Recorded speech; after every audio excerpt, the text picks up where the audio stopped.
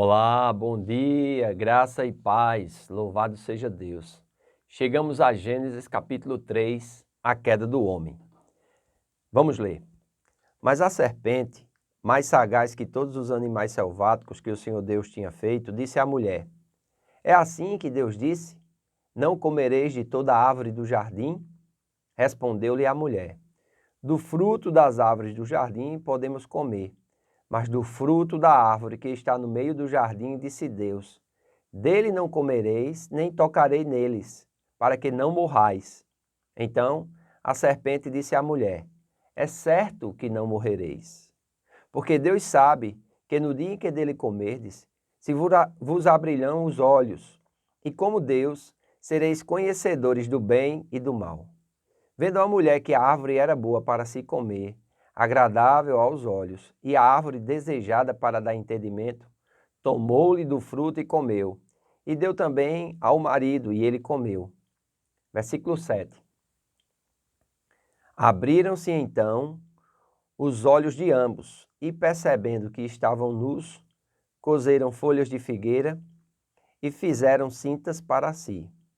Quando ouviram a voz do Senhor Deus que andava no jardim pela viração do dia, esconderam-se da presença do Senhor Deus, o homem e sua mulher, por entre as árvores do jardim. E chamou o Senhor Deus ao homem e lhe perguntou: Onde estás?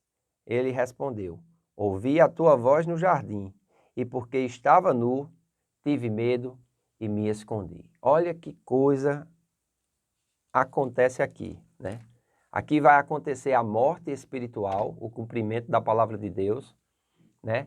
E essa morte espiritual vai trazer a morte física, amém? Essa morte espiritual vai passar a todos os homens e nós vamos ver isso ao longo do comentário de Gênesis. Vamos estar trabalhando muito essa questão do entendimento do que é a morte espiritual, amém?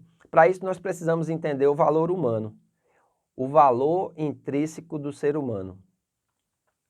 Na minha Bíblia diz aqui: o ser humano é destituído do restante da criação. O conselho divino e triuno determinou que o ser humano deveria ter a imagem e semelhança de Deus. O homem é um ser espiritual, que não é apenas corpo, nem também alma. Ele é um ser moral cuja inteligência, percepção e autodeterminação excedem em muito os de qualquer outro ser terreno. Essas propriedades ou características possuídas pela humanidade e sua proeminência na ordem da criação implicam um valor intrínseco, não somente da família da humanidade, mas também de cada indivíduo humano. Capacidade e habilidade constituem responsabilidade. Nós nunca deveríamos estar livres em viver num nível de existência inferior àquele em que Deus tornou possível para que nós vivêssemos. Nós devemos lutar para ser o melhor que podemos ser e alcançar os níveis mais altos que podemos atingir. Fazer menos é ser servo infiel da vida que nos foi concedida. Amém? É muito interessante nós observarmos isso e nós entendermos um pouco como era antes da queda. Amém?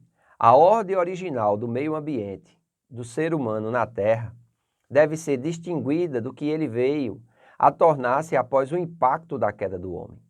A maldição e o posterior dilúvio, a desarmonia agrícola, zoológica, geológica e meteorológica, a qual a criação ficou sujeita, não deve ser atribuída a Deus. A vontade perfeita de Deus, como Rei Criador do Universo, não se manifesta na presença da morte, doença, discórdia e desastre, assim como não está presente no pecado humano. O nosso mundo atual não reflete a ordem do reino que Deus originalmente previa para o bem-estar do ser humano na face da terra. Nem reflete o reino de Deus na forma como ele será, em última análise, experimentado neste planeta.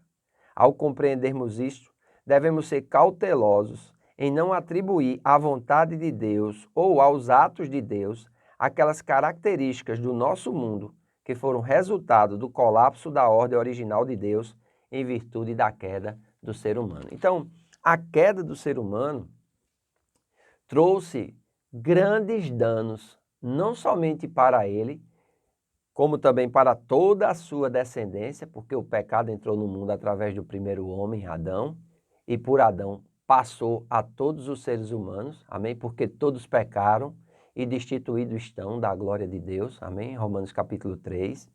É importante nós atentarmos para isso e vermos também que a natureza, a criação, também ficou debaixo de maldição. Então houve um desequilíbrio, né, cósmico, um desequilíbrio mundial, onde nós podemos perceber essa abertura que o homem deu de algo que lhe foi confiado pelo pecado e pela queda e pela sua morte espiritual ao inimigo do homem, ao inimigo de Deus, que é o diabo, né? Ele veio aqui em uma forma corpórea, numa serpente, enganou a mulher, mas o homem não. O homem, ele não foi enganado, ele simplesmente desobedeceu. E essa desobediência trouxe consequências, amém? Trouxe, vamos dizer assim, muitos desequilíbrios, desorganização, trouxe danos, né? Com o pecado veio a morte veio a doença, as enfermidades. Nesse tempo de pandemia que nós estamos vivendo, isso é reflexo dessa desorganização por causa dessa queda, por causa dessa desobediência. E nós precisamos entender isso, senão nós vamos estar atribuindo a Deus coisas que Deus não tem culpa nenhuma, amém? Ele é o governante soberano da terra, amém? Mas ele também é fiel, ele é justo, o seu trono está firmado em equidade e justiça, amém? Não é essa justiça que muitas vezes nós atribuímos uma justiça com parâmetros, né, metodologias e análises humanas. Não, é uma justiça onde a verdade é quem impera, amém? O trono de Deus é fundamentado em justiça e equidade procedentes da verdade. Deus não podia simplesmente quebrar a sua própria palavra, quebrar as suas próprias leis que ele estabeleceu como um juiz que volta atrás na sua decisão. Não, Deus tinha que cumprir e através de um plano muito bem arquitetado, ele tinha que restaurar novamente ao longo da história da humanidade e da eternidade passada à eternidade futura, colocar em ordem novamente esse caos que foi gerado por causa da queda, por causa da desobediência e do pecado. Muita gente diz assim, mas só ter comido do fruto. Não é bem assim, amém? Existem leis espirituais, existem conceitos eternos, que essa desobediência trouxe danos, amém? Trouxe, vamos dizer assim, muito sofrimento, muita dor, né? Entrou a morte. E a morte, irmãos, é uma inimiga do homem, né? Em Apocalipse nós vemos que a morte ela vai devolver todos os seus mortos e ela mesma vai ser lançada no lago de fogo, que é a segunda morte.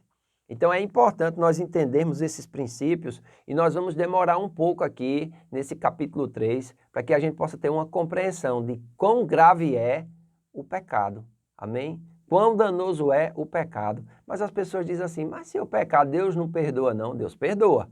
Agora, as consequências daquele pecado você vai levar para o resto de sua vida e, se não tiver cuidado, para a eternidade futura.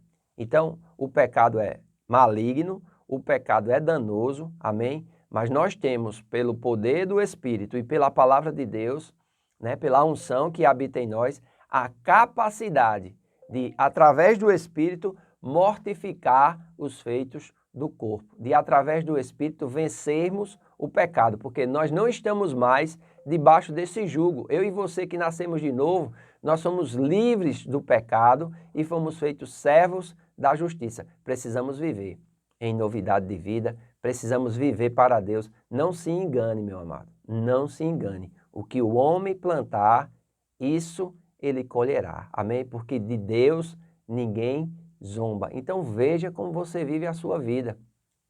Veja para que direção você está encaminhando os seus passos. Veja o que é que você tem nutrido no seu interior, que sementes você tem plantado.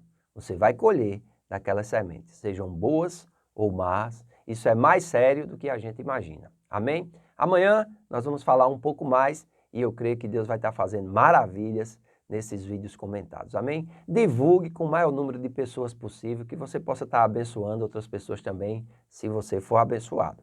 Hoje à noite nós temos nosso culto de celebração, vai ser um louvorzão abençoado, direto lá do Ministério Casa do Oleiro, amém? Conto com você, com sua presença, estamos nos preparando para voltarmos em breve aos cultos presenciais, mas por enquanto ainda só os cultos online, amém? A partir das 18 horas. Que Deus te abençoe, a você e sua família, tenha um bom dia.